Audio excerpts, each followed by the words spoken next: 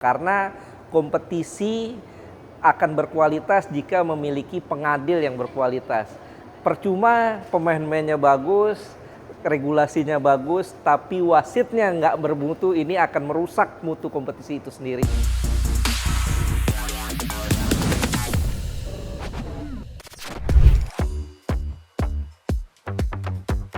PSSI terus bekerja keras untuk meningkatkan kualitas perwasitan di Indonesia. Salah satu langkah yang diambil PSSI adalah menggandeng Yoshimi Ogawa, instruktur wasit asal Jepang. Tak mudah bagi PSSI untuk meyakinkan Asosiasi Sepak Bola Jepang, JFA, agar bisa bekerja sama dengan Yoshimi Ogawa. Untungnya, Erick Thohir bisa meyakinkan JFA hingga kini Ogawa bertugas permanen di Indonesia sebagai wakil komite wasit. Perubahan apa yang dibawa Mr. Ogawa dalam sistem perwasitan di Indonesia? Adakah perubahan signifikan yang diberikannya untuk meningkatkan kualitas wasit di Indonesia? Saya Rizal, selamat datang di Sudut Sepak Bola. BRI Super League musim kompetisi 2025-2026 resmi bergulir pada Jumat 8 Agustus 2025 yang dibuka dengan laga antara Borneo FC melawan Bayangkara FC. Di luar tim-tim yang akan bermain di liga, para wasit pun ikut mempersiapkan diri dengan baik. Mr. Ogawa menekankan bahwa peningkatan performa jadi perhatian komite wasit di musim kompetisi baru, termasuk juga untuk Liga 2. Yeah, we already organized the preparatory course for Super League referee last month, 12 to 16. Then we organized the intensity training, include the fitness test. From tomorrow, the 7 to 14, we also organize the preparatory course for championship referee, assistant referee. The same content we will provide to them. That's why I believe they based on new rules again, change the law, then they will act on the field. I cannot compare, but new season still not yet to start. But if I see the situation before start season, the course, if last year before start season, this year, I have confidence they already improved a lot physically, psychologically, technically. Then also I recognize they improve discipline. That's why I have some confidence they will show better performance, even though they have maybe some mistake. Yeah. Komite Wasit Indonesia baru saja mengadakan workshop terkait regulasi soal perwasitan untuk musim kompetisi 2025-2026.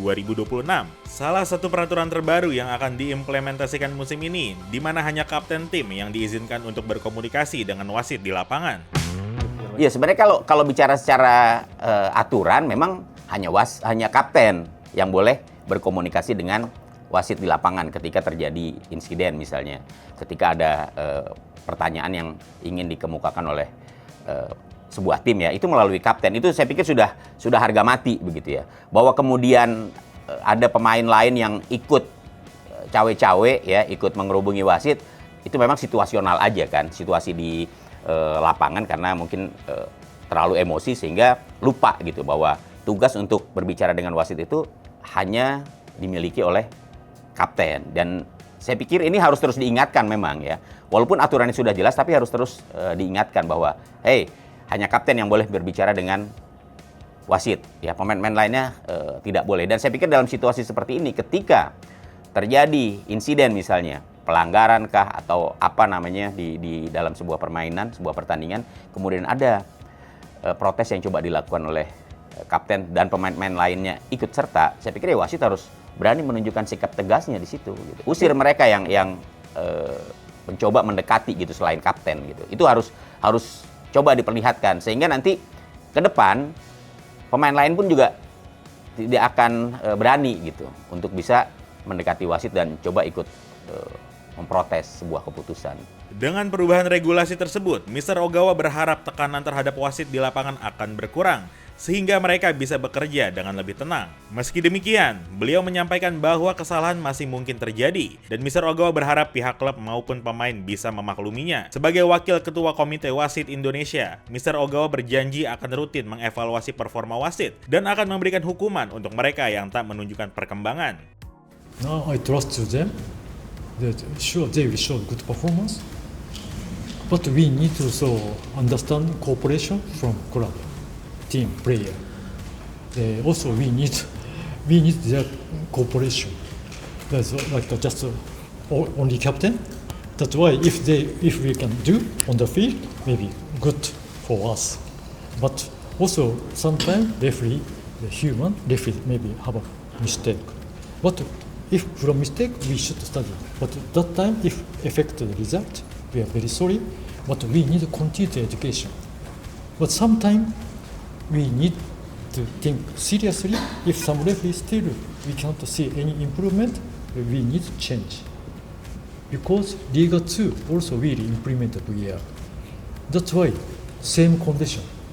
If we identify our good referee in Liga 2, why not to bring to Liga 1? But now I already talked to them.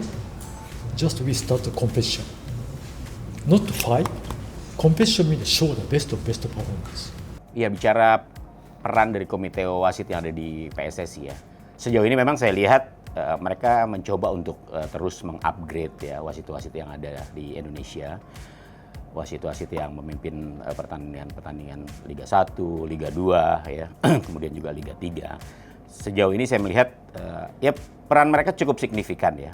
Walaupun memang belum bisa dikatakan bahwa apa yang mereka programkan, apa yang mereka kerjakan itu kemudian sudah dikatakan berhasil 100%, belum ya. Karena saya melihat juga masih ada beberapa persoalan yang menghantui wasit-wasit yang memimpin pertandingan baik itu Liga 1, Liga 2, apalagi Liga 3 gitu ya.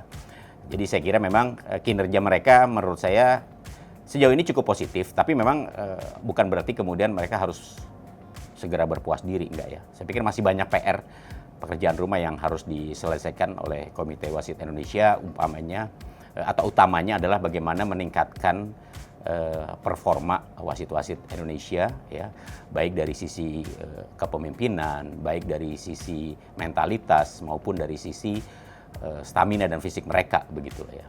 Menurut saya ini yang paling penting, termasuk juga memahami aturan-aturan ya, karena dalam sepak bola ini dinamikanya sangat masif gitu ya. Perkembangan permainan sepak bola juga menuntut wasit-wasit yang memimpin pertandingan itu harus betul-betul jeli, harus betul-betul pintar ya, harus smart gitu, sehingga mereka ya menurut saya mereka harus lebih pintar daripada pemain yang mereka pimpin dalam sebuah pertandingan itu.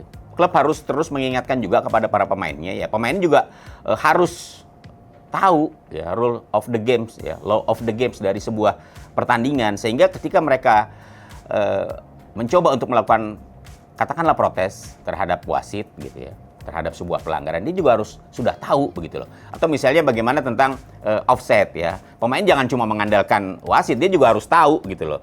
Offside itu seperti apa sih begitu ya. Tendangan bebas itu harus seperti apa sih? Tendangan bebas langsung kemudian tidak langsung juga mereka harus tahu. Kan kode-kode dari wasit itu kan ada ya, misalnya dia mengangkat tangan seperti apa, atau misalnya dia menunjukkan peluit dulu baru boleh ditendang. Ini juga harus diketahui oleh pemain gitu, sehingga kesalahan-kesalahan elementer ketika mengeksekusi katakanlah sebuah hukuman itu tidak terjadi begitu loh, hanya karena ketidaktahuan pemain gitu kan. Kadang-kadang suka kita lihat ada tendangan bebas dia langsung tendang, padahal wasit sudah sempat memberitahu bahwa begini, begitu wasit mengangkat peluitnya begini kan berarti harus ada tanda gitu ya. Ketika dia menunjukkan peluit baru gitu. Nah, situasi-situasi seperti ini, ya, aturan-aturan seperti ini, pengetahuan seperti ini yang harus juga diketahui oleh pemain. Termasuk juga wasit. Wasit juga harus tahu loh. Dia harus hafal trik-trik seorang pemain gitu. Entah itu pemain tengah, pemain belakang atau pemain depan gitu. Dengan begitu, kalau wasit sudah hafal, dia nggak akan kaget gitu ketika misalnya ada seorang pemain yang punya kebiasaan diving misalnya. Dia nggak akan kaget, nah, dia memang kebiasaannya seperti itu. Jadi ketika dia ingin mengambil sebuah keputusan, dia sudah tahu gitu, nih pemain ini triknya biasanya suka diving gitu ya. Love of the game itu kan banyak perubahan ya. Misalnya kiper yang dulu bisa pegang bola sekian detik, sekarang maksimal 8 detik ya, tidak boleh lebih dari 8 detik. Ini yang bukan hanya wasitnya aja yang tahu, pelatih juga harus diedukasi, kemudian para pemain juga harus diedukasi sehingga law of the game ini dijalani secara bersama-sama. Kadang-kadang kan kalau kita lihat seringkali pelatih sama wasitnya beda visi, beda pandangan. Loh ini harusnya boleh, padahal udah ada peraturan baru. Ini yang harusnya juga diedukasi oleh PSSI, jangan hanya soal wasitnya aja, tapi juga manajemen klub, kemudian juga pelatih dan pemain-pemain ini harus tahu bagaimana perubahan-perubahannya, apakah seperti ini handball atau tidak, ini juga harus mereka pahami. Kehadiran Mr. Ogawa yang punya jam terbang tinggi dalam dunia perwasitan menumbuhkan harapan pecinta sepak bola tanah air terhadap peningkatan kualitas wasit yang dipercaya akan sejalan dengan peningkatan kualitas pertandingan. Wasit ini kan masalah integritas ya. Dan kalau kita lihat dari musim lalu 2024-2025 ini perkembangannya cukup positif. Walaupun ada beberapa 1-2 kasus kontroversi ya, tapi positif lah. Dan di musim ini kan kalau kita lihat sejak kedatangan Ogawa ini bisa dikatakan khusus Liga 1-nya bisa dikatakan redup lah, tidak terlalu banyak gugatan, tidak terlalu banyak protes, artinya perkembangannya sudah cukup positif. Tapi kalau di Liga 2, apalagi Liga 3 ini masih perlu banyak perbaikan, masih perlu banyak perhatian. PSSI juga perlu memperhatikan bukan hanya Liga 1 tapi juga yang di bawah-bawahnya ini untuk bisa lebih berkembang. Power kan ini tergantung PSSI-nya. PSSI-nya ini mau mensupport Ogawa apa enggak. Kalau PSSI-nya membiarkan Ogawa sendiri ini susah. Karena sepak bola kita kan kusutnya udah lama ini. Udah puluhan tahun dan akar-akarnya ini sulit untuk tercabut. Sekarang tinggal bagaimana PSSI-nya, Pak Erick Thohirnya sebagai ketua umum mau tidak berdiri di belakang Ogawa. Artinya kalau seandainya dia mensupport total Ogawa, bukan tidak mungkin Ogawa ini punya power untuk bisa membenahi perwasitan di Indonesia. Karena kalau kita lihat dulu kan banyak sekali wasit-wasit yang dalam tanda kutip menjadi tangan kanannya klub-klub tuan rumah ya. Nah ini yang harus juga dihindari agar hal-hal tersebut netralitas wasit ini bisa terjaga di setiap pertandingan. Iya, saya kira wasit juga harus punya wadah tersendiri ya. Ya, kalau selama ini kan di Indonesia memang wasit sepenuhnya masih berada dalam PSSI ya, ada komite wasit gitu ya.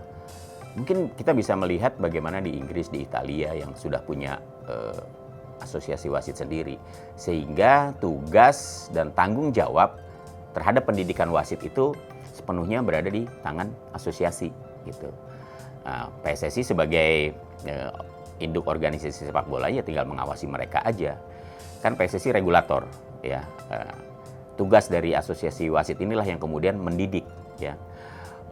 Menempatkan wasit-wasit yang mereka miliki ya, termasuk misalnya ada pelanggaran-pelanggaran yang dilakukan oleh anggotanya ya mereka juga yang harus ikut menindak selain dari PSSI-nya begitu ya. Jadi ya sudah waktunya juga sih menurut saya dibuat asosiasi wasit sepak bola di Indonesia gitu. Sehingga tugas PSSI menurut saya akan lebih ringan nantinya begitu. Karena nanti sepenuhnya menjadi tanggung jawab asosiasi walaupun tetap harus berkoordinasi karena kan mereka tetap berada di bawah naungan PSSI begitu. Maksudnya apa? Ya supaya wasit-wasit ini lebih profesional, wasit-wasit ini lebih bertanggung jawab gitu terhadap profesinya. Ini kan profesi nih. Ya wasit itu profesi gitu. Mereka pasti terikat dengan yang namanya kode etik kan begitu. Ya, bagaimana memimpin sebuah pertandingan supaya berjalan dengan baik. Nah, itulah tugas dari asosiasi nantinya kalau itu terbentuk. Gitu. Jadi tidak melulu kemudian berada di PSSI. Artinya apa yang coba dibawa oleh Ogawa, apa yang coba diterapkan dia pada wasit-wasit Indonesia. Tentunya tujuannya adalah bagaimana kemudian kinerja performa dari wasit-wasit Indonesia ini kan terus mengalami peningkatan begitu.